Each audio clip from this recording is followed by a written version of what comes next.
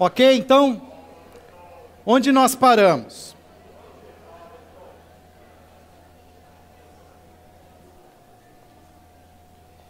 A pergunta que eu quero responder daqui até às 9h45 é: por que os cristãos primitivos designaram Jesus como Messias, mas os próprios judeus não o reconheceram? Toda a primeira parte, quando eu dei toda aquela base histórica de Jesus Cristo, aquilo que aconteceu, o Império Romano, isso vai estar muito claro e eu vou levar vocês a entenderem isso. Então, quero fechar tudo que eu já lancei e agora a gente vai amarrando para chegar até o final e você entender essa crise que existe até hoje. Por que então os cristãos primitivos aceitam Jesus como Messias, mas o próprio judeu ali não aceitava o Messias? Então, eu não posso esquecer do que significa Messias, o que significa Cristo. Cristo é o termo grego para Messias, que é o termo em hebraico, que para nós seria traduzido como ungido. Deixa eu falar uma coisa que eu não falei, eu esqueci, mas eu posso repetir agora. Quem eram os ungidos do Antigo Testamento? Quem eram os Cristos para o grego? Quem eram os Messias para o hebreu? Todo sacerdote era ungido.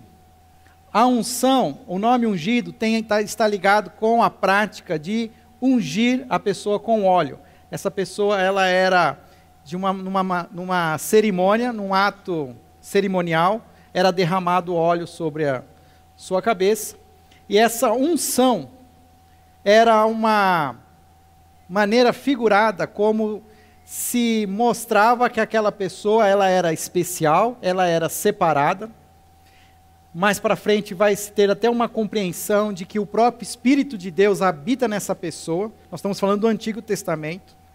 Nós temos toda uma revelação, e essa revelação ela vai sendo dada para nós, e nós hoje podemos ter as nossas dúvidas de explicar, mas nós temos uma fé que declara que existe o Deus Pai, Deus Filho e Deus Espírito Santo.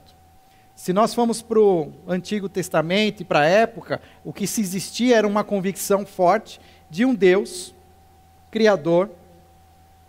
Esse Deus Criador escolheu um povo para ser seu, que é o povo de Israel.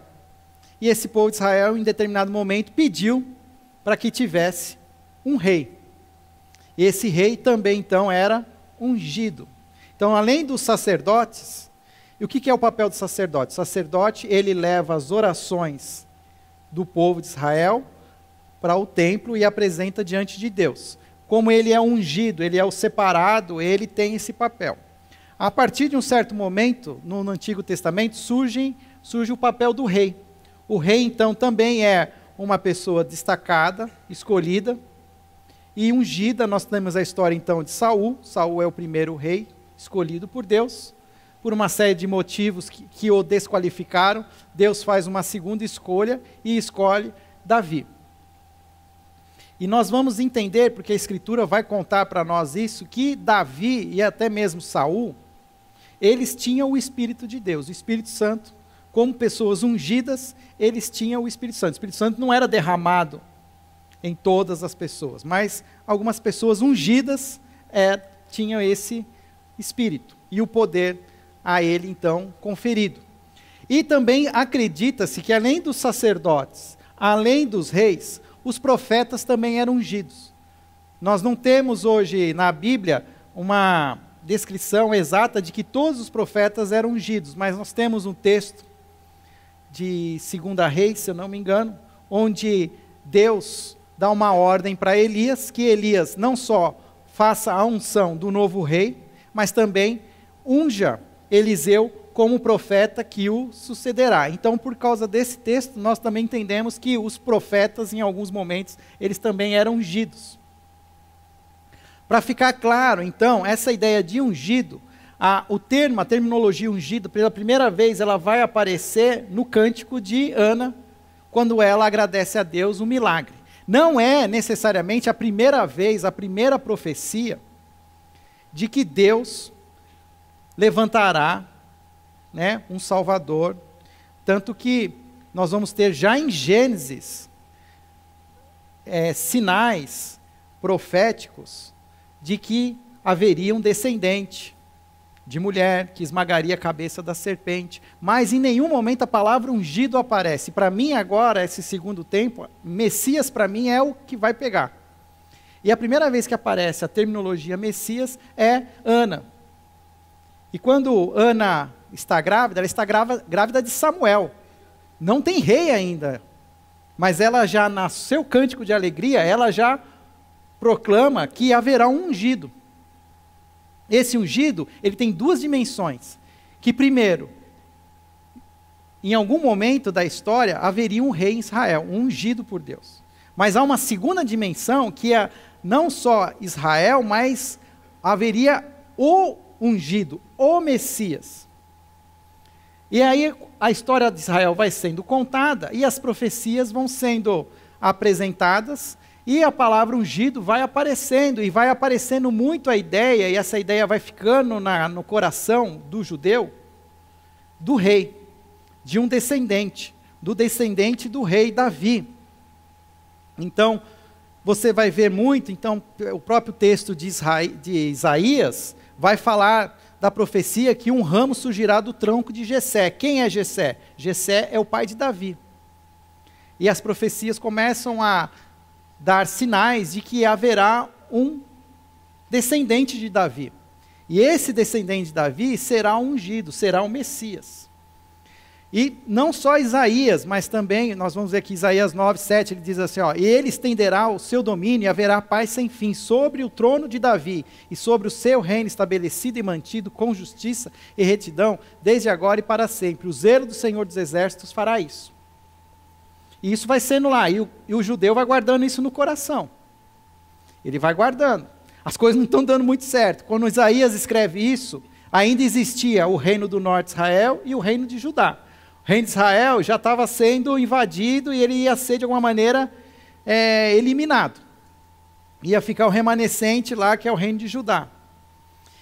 Isaías está lá no reino de Judá, e ele já está trazendo profecias. Olha, esse reino que existe hoje, ele não vai mais existir pelo pecado de vocês, Deus vai trazer juízo. Mas também existe uma profecia de que se levantará novamente um descendente de Jessé, do tronco de Jessé, virá um renovo. É legal essa palavra, renovo. Virá novamente, renascerá. E isso vai ficando no coração do judeu. O próprio Jeremias ainda é um pouco na frente de Isaías, e Jeremias sofre exatamente assim esse juízo de Deus, o castigo. Jeremias é inclusive levado cativo. E ele também é a ele revelado a promessa que dias virão, declara o Senhor, em que levantarei para Davi um renovo justo, um rei que reinará com sabedoria e fará o que é justo e certo na terra. Então, essas profecias, elas começam a direcionar o judeu para a ideia de um Messias, de um rei, de um descendente de Davi. Jeremias, por exemplo, naqueles dias e naquela época farei brotar um renovo justo da linhagem de Davi, e ele fará o que é justo e certo na terra. Isso foi escrito e foi guardado. E era lido. E o que acontece na história de Israel? O Império Babilônico vem e faz, né, a destruição final, invade Jerusalém. E em um certo momento vai destruir, inclusive, aquele templo de Salomão. É nesse momento em que também desaparece a Arca da Aliança. A Arca da Aliança não se sabe mais dela. Provavelmente ela foi, de alguma maneira, retirada e escondida pelos babilônicos, mas nunca mais se achou. A parte boa disso é que saiu um filme legal, Indiana Jones e a Arca Perdida. Né? Se a Arca não fosse perdida, não tinha o Indiana Jones. Mas a ideia é que aquilo lá sumiu. Então lembra do templo? Que o templo é uma coisa importante? O templo ali, ele se perde. Se perde, né, toda a terra, são levados cativos. E eles ficam aqueles anos na Babilônia lá, como cativos, 70 anos, até que vem a história de Neemias, que é o primeiro que começa a querer voltar para Jerusalém, ganha a bênção lá do imperador para voltar, para reconstruir. O que ele vai reconstruir? Os muros. E depois o que ele vai reconstruir? Ajudar o templo. Tá? E aí tem o quê? E tem as ideias, fala assim, então, só que não tem mais reino. Eles estão sobre, agora, um domínio persa. Mas tem as profecias, que vai surgir, que vai acontecer, que vai ter. Isso vai trazendo na cabeça do judeu uma ideia messiânica, diferente da ideia que nós temos hoje. Lógico, nós já sabemos a história, mas imagina eles vivendo toda aquela dor, toda a perda. E uma coisa que eu não falei, mas é importante. O judeu tem uma outra característica para ele que é muito forte. Para o povo de Israel, o hebreu, que é os descendentes de Abraão, depois Israel, o Estado de Israel, e aí depois o judeu, que é a questão da terra, a propriedade. Isso é tão nato assim no sangue do judeu, que até hoje é o que eles brigam lá, é por causa do pedaço de terra. Por quê? Porque Abraão recebeu uma promessa de que ele teria uma terra, essa terra prometida, e isso fica. Tanto, quando nós lemos Salmo 127, que diz assim, que os filhos são bênção, o que está por trás na ideia do judeu de Israel? Porque assim, eu sou o dono da terra até que eu morra. Mas se eu morrer, quem é que fica dono? Eu tenho que ter filhos. Então a bênção, eu continuo tendo a bênção que é a terra se eu tiver filhos. Os filhos são sinal de que eu continuo abençoado, porque os meus filhos podem continuar vivendo na terra que Deus me deu. Se eu deixar de ter filhos, eu perco a terra, eu perco a bênção. Então, percebe que essa ideia do judeu é muito forte. É a questão da terra. De ter o seu espaço. E eles brigam até hoje. E não é por acaso que a bandeira do Estado de Israel, ela coloca como seu maior símbolo a estrela de Davi. O que é a estrela de Davi? O símbolo lá, a estrela de 6 pontas. Ela traz à memória do Estado de Israel o império estabelecido por Davi. Davi foi o rei mais abençoado de Israel. Foi ele que consolidou as fronteiras, que estendeu o seu território. Salomão ganhou isso tudo de mão beijada. Davi foi quem conquistou, quem lutou, que inclusive quis construir o templo, mas Deus não deixou que ele construísse, porque Deus dizia que as mãos dele eram sujas de sangue, porque foi a partir de Davi e do seu exército que foi consolidado todo o território. Hoje, o que Israel faz quando ela põe um tanque de guerra, um jipe, lá nos estados ocupados da Palestina, com a bandeira de Israel lá, a estrela de Davi, ela está dizendo que o desejo dela é ter o mesmo reino de Davi tinha no ano passado. É isso que eles querem. Por isso que eles não arredam pé. Eles têm hoje um ministério da defesa, eles não têm um ministério da guerra, mas o que é para eles? Eles usam o termo do Antigo Testamento, que diz que é... Como é que é a expressão lá do dente lá? Olho por olho, dente por dente. O que eles fazem? Eu sou da defesa. Se você me atacar, eu vou retalhar. Agora, se na minha retaliação eu avançar sobre o seu território, azar o seu. E acontece essa história que a gente sabe, que é toda vez que tentaram, né, fechar Israel, Israel começa a se expandir. Ele vai ficando, ele vai pôr as bandeirinhas de Israel lá em todo lugar. Porque ele está falando, olha, pode vir, eu me defendo, mas... né? Eu tenho olho por olho, dente por dente. Eu não vou atacar, mas se me atacarem, sai de trás que o bicho vai pegar. Então, isso que é hoje, na verdade, era lá no passado. Essa ideia então, e o Messias começa então a estar muito arraigada essa ideia do rei, do remanescente, de um Davi, vai vir um filho de Davi, um cara que vai vir com tudo. Vai ser o super-herói. Vai vir com poderes sobrenaturais. Mas o que ele vai conquistar para nós, ele vai lutar a nosso favor. E vai nos dar de novo a terra, nos devolver a terra. Vai nos dar de novo a paz para vivermos como é a promessa. E quem hoje, na época que Jesus está trabalhando no seu ministério, quem é que domina a terra? Roma. E como é que você faz para tirar Roma? Percebe, então, que a expectativa que eles tinham era que esse Messias era o cara mesmo, porque para tirar Roma, acabar com todo aquele império, precisava ser um cara, sim, super-herói. Um misto de Capitão América, Incrível Hulk, né? Isso tudo aqui é super-homem, tudo junto e misturado, e mais um pouco, porque tinha que ser. Era a expectativa do judeu. Ele lia essas profecias e essa era a ideia que ele tinha do Messias. Agora, quem aparece? Aparece um homem nascido na Judéia, mas que viveu toda a sua infância e juventude em Nazaré. Nazaré aonde? Na Galileia. Um galileu? Um galileu é o Messias? Cabeça chata? Joelhinho Zambeto? Raimundo Nonato? Eles olharam para Jesus, não é esse cara. As profecias comprovavam, nasceu em Belém. É filho de uma mulher virgem. É da descendência. Por que Mateus escreve o evangelho e começa com a genealogia? Porque Mateus quer mostrar para o seu leitor, que é o leitor judeu, que Jesus é um descendente, sim, de Davi. Traz toda aquela genealogia que a gente não gosta, que a gente pula. Mas ali, ele está dizendo assim, olha, eu quero que você saiba que Jesus cumpre a profecia. Ele é, sim, da linhagem de Davi. Aí tem uma outra coisa. Existe um período na história chamado intertestamentário. Já ouviram falar? Porque os últimos documentos escritos do Antigo Testamento, após eles serem escritos, teve um período de 400 anos, que nós chamamos de 400 anos de silêncio.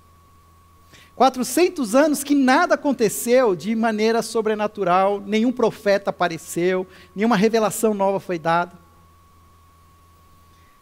E as coisas não andavam, estava meio assim, já tinham voltado, tinham reconstruído um templo, mas o templo já não tinha mais aquele apogeu do templo de Salomão. Os financiamentos estavam escassos, não deu para fazer todo aquele revestimento, não deu para trazer o cedro do Líbano. Era um templinho meio chinfrim. Mas era o que nós tínhamos, né? É o que tem para hoje. Aí, e fica aquela esperança. Olha, mas tem algo, alguma coisa vai acontecer. E vai demorando, e não vai acontecendo. Passam 10, 20, 30, 100 anos, 200 anos, 400 anos. Quanto tempo o Brasil tem descoberto? 500. Olha só, para nós ter uma ideia. Geração ia vivendo, morrendo, outra geração ia passando, e nada ia acontecer. E aconteceu o quê? Apareceu um documento que é chamado de Os Salmos de Salomão. Nem eu conhecia isso.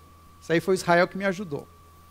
Os Salmos de Salomão é uma coleção de 18 salmos atribuídos ao famoso filho do rei Davi. Aqui está errado, não é plural, do rei Davi. Mas que provavelmente teve a sua origem no século II ou no século I antes de Cristo, 100 anos antes. Apareceu um documento, e esse documento é apócrifo, porque, apesar de estar escrito que é de Salomão, não podia ser de Salomão.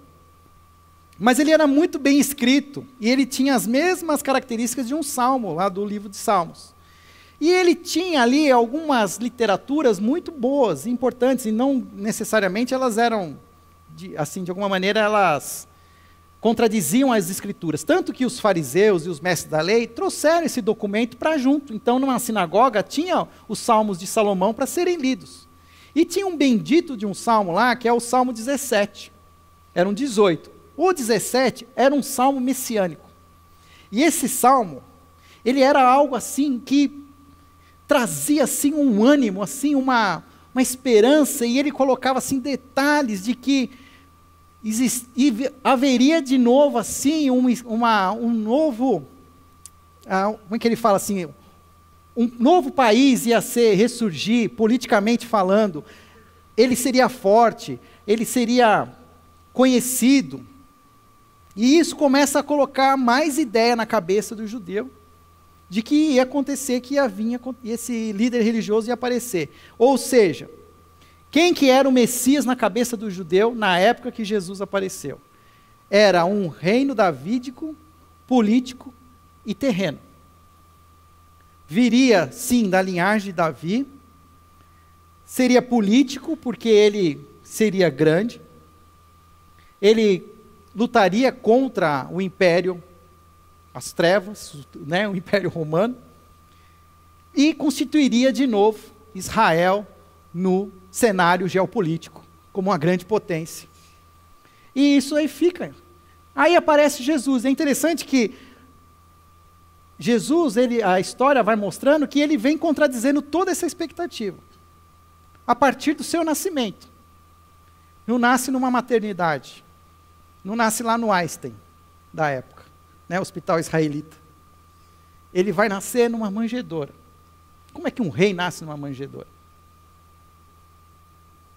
Quando ele entra na sua entrada triunfal,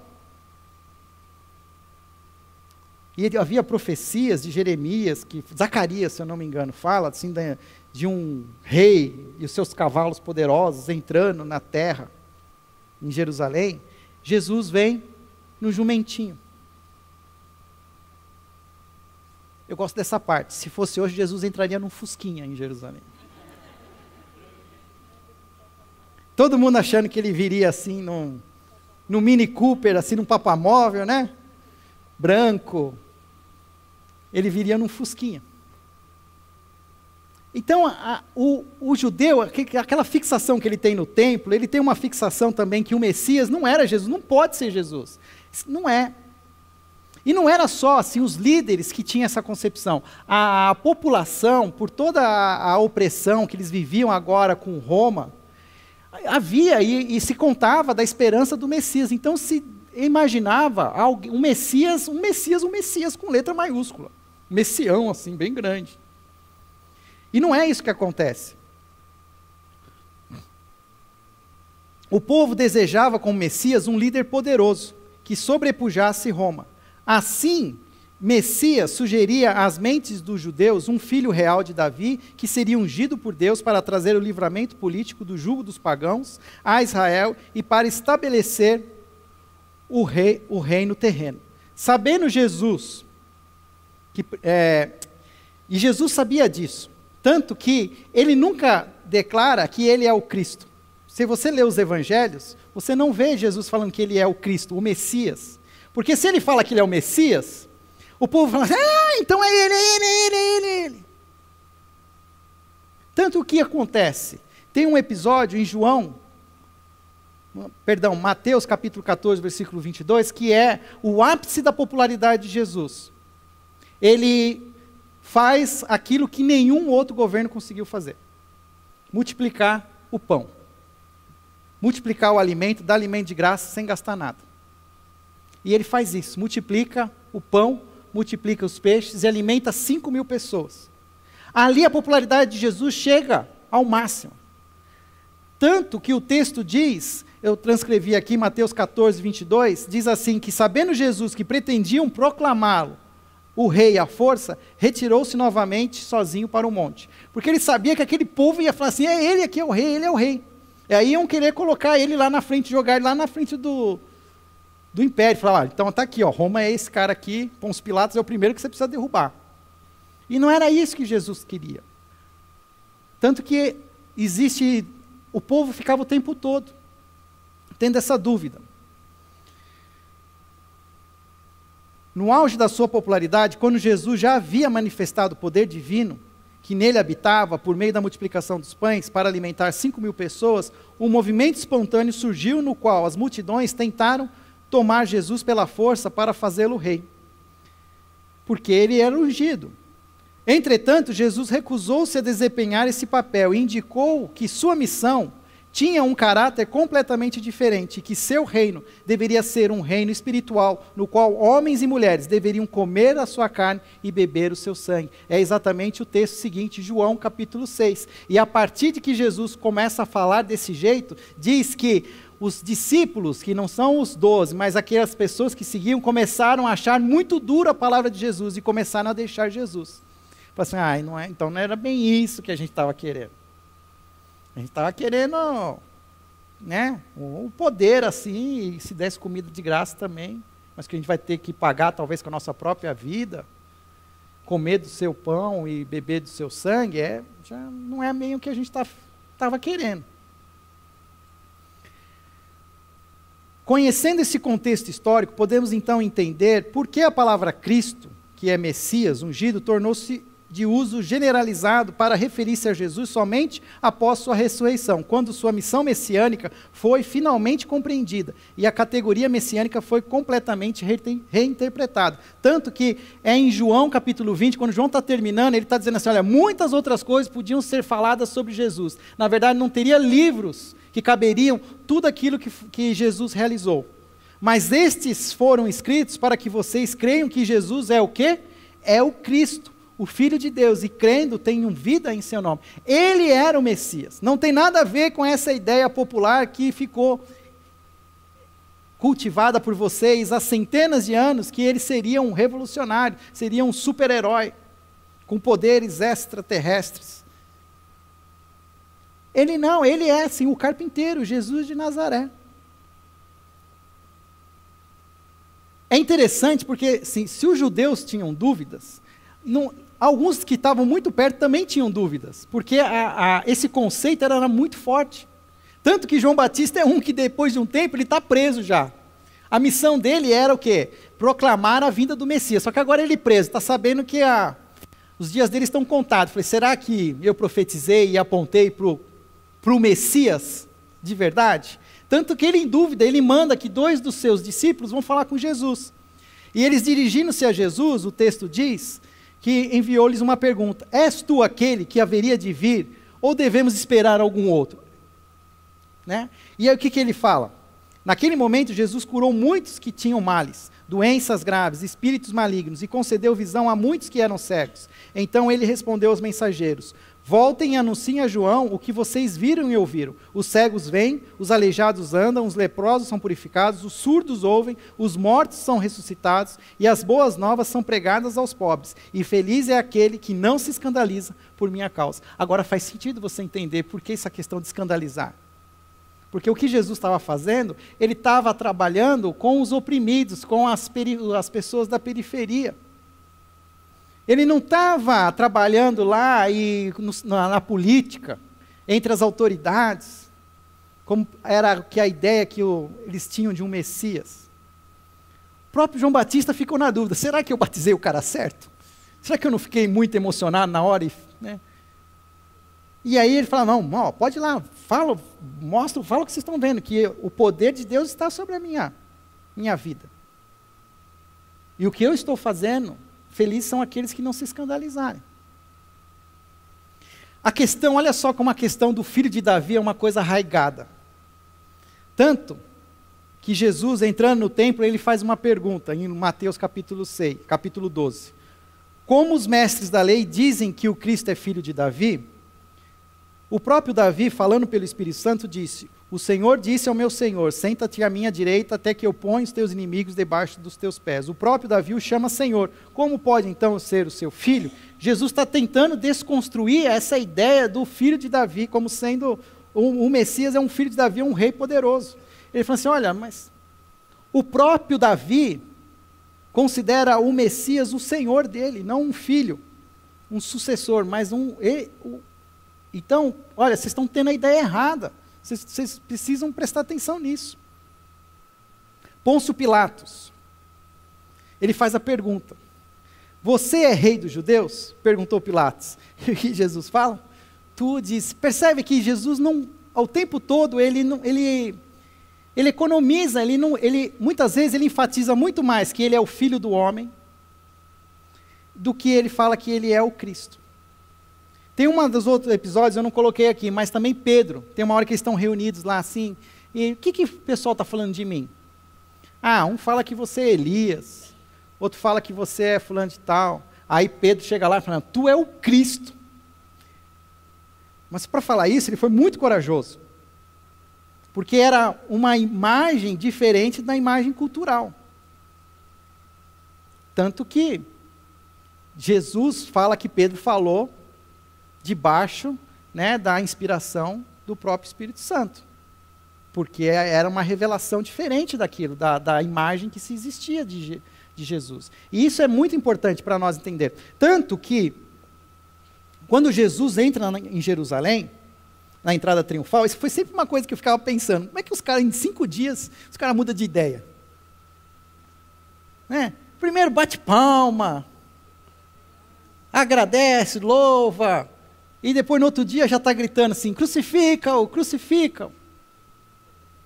Agora, imagina que quando Pôncio Pilatos traz Jesus para a multidão, traz junto Barrabás. Só que a história conta que Jesus já apanhou, já foi maltratado, já foi açoitado, já foi machucado, já teve a sua barba arrancada. Agora imagina o povo olhando para um homem ensanguentado, machucado. Não é a imagem do Messias que tinha a população desejava. A hora que vê um homem fraco, machucado, sendo oprimido pelo império pagão, manda matar logo esse fracote aí, que esse cara não é o Messias nem a pau. Entendeu? Então, é aí que você começa a perceber como as situações elas vão sendo trabalhadas, não é de um dia para o outro, mas existia toda uma concepção. Lógico que, mesmo assim, muitos começaram a entender. Nós vamos ver a história, vai ver que até mesmo os fariseus, Nicodemos, um deles, o próprio pai da menina, Jairo, era um chefe de uma sinagoga, são pessoas que começam a perceber que aquele Jesus era de fato o Messias, era o Cristo. Mas era uma minoria. A grande massa judaica e mesmo a população tinha uma outra imagem de Jesus. Isso para nós, assim, terminando aqui, eu tenho mais alguns minutos, mas de alguma maneira a história de Cristo ela continua. A cristologia ela está ligada também com a escatologia. O que é escatologia? Escatologia é a doutrina dos últimos dias. Porque a história de Cristo não terminou. A sua revelação, ela tem ainda algo para acontecer, que é a sua volta. Quando nós afirmamos que o rei voltará. Nós cantamos, o rei está voltando. Agora, quanto tempo já faz que nós estamos dizendo que o rei está voltando?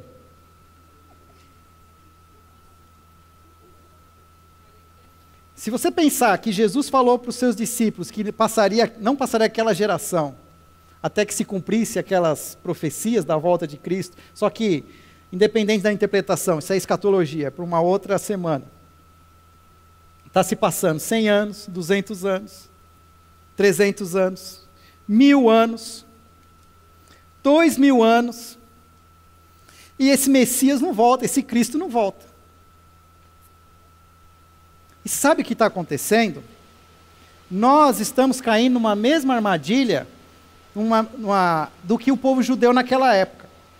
Nós estamos criando uma esperança de que esse rei vai voltar para acabar com as nossas mazelas. Só que ele não volta. Aí o que acontece? Então é melhor a gente resolver as nossas mazelas a gente mesmo, porque está demorando. E a teologia da prosperidade, na verdade, é uma antecipação das bênçãos escatológicas. Já que está demorando, então vamos viver agora as bênçãos da volta do rei. Enquanto o rei não volta, mas né, nada impede. E a gente começa a cair numa armadilha. Assim como o judeu caiu na expectativa que ele tinha de um Messias. Eu estava conversando no intervalo, porque aí eu fico pensando, até mesmo o povo judeu hoje, se ele entender de fato a sua história e aonde a sua posição atual, ele vai ver que o tempo passou. Porque até a terra que ele não tinha, ele tem de novo. O exército que ele não tinha, ele tem. As armas, ele tem. Ninguém ataca Israel, porque todo mundo sabe que Israel retalha, e retalha bem retalhado. Ele não precisa mais do Cristo. Porque se ele queria poder político, ele queria terra, e uma posição estratégica, ele tem. Quando Israel fala que o amigo dele, Rabino, começa a perder a fé, é porque, de alguma maneira, ou ele admite que eles fizeram uma interpretação errada, e que o Cristo realmente veio, ou ele abre mão da sua fé e começa a falar, Não adianta acreditar em nada disso. E isso está acontecendo. Hoje existe um remanescente de Israel que segue a vida. E não estão nem aí. E eu, que conheço a revelação, o Messias, eu também estou nem aí, porque está demorando tanto para esse Messias voltar, que é melhor eu aproveitar as regalias do reino agora. Certo, gente? Então, para a gente pensar. E uma curiosidade, para terminar, para acordar. O que está escrito aí?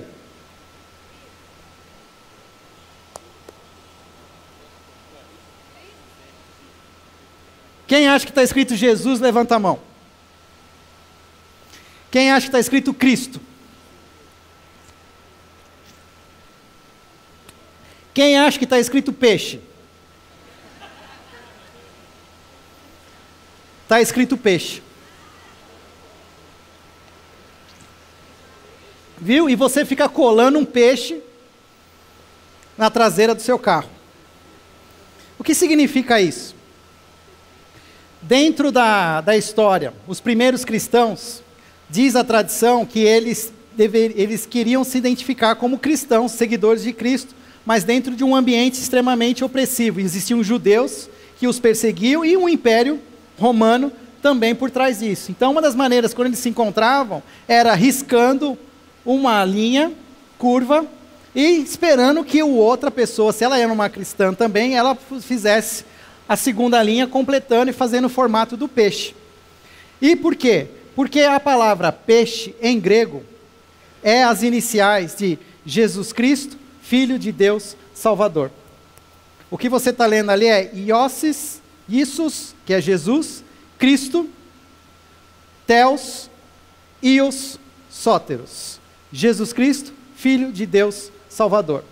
Quando você cola esse adesivo no seu carro, você está declarando que Jesus Cristo é o Filho de Deus e é o seu Salvador. Bonito isso, né? Então, está escrito o quê? Peixe. Mas as iniciais de todas as palavras, né, são as iniciais de Jesus Cristo, Filho de Deus, Salvador. Isso é para você. Se você não aprendeu nada, você aprendeu o significado de peixe. Posso orar para a gente terminar? Obrigado, Senhor, por essa noite de estudo. Que o Senhor continue trabalhando nos nossos corações. Que em nenhum momento o Senhor nos permita duvidar que Jesus é o nosso Cristo, é o Filho de Deus, é o nosso Salvador. Que, Pai, não tenha teorias da conspiração que venham minar a nossa fé, mas abençoa-nos, ó Pai, para que nós possamos ser fortes, inclusive viver de fato a realidade de Cristo em nossas vidas. Eu te agradeço, Senhor, inclusive pela essa chuva. Nós precisamos da chuva. Senhor, nós precisamos encher as nossas represas. E que o Senhor se mova, ó Pai, de maneira sobrenatural, abençoando a nossa terra, trazendo essa chuva que precisamos tanto. E guarda-nos para nossas voltas para casa, guarda-nos, nos leve em segurança, em paz, para chegarmos amanhã novamente e aprendermos mais. Muito obrigado, Senhor, em nome de Jesus, amém. Obrigado por me escutar, amanhã Israel volta.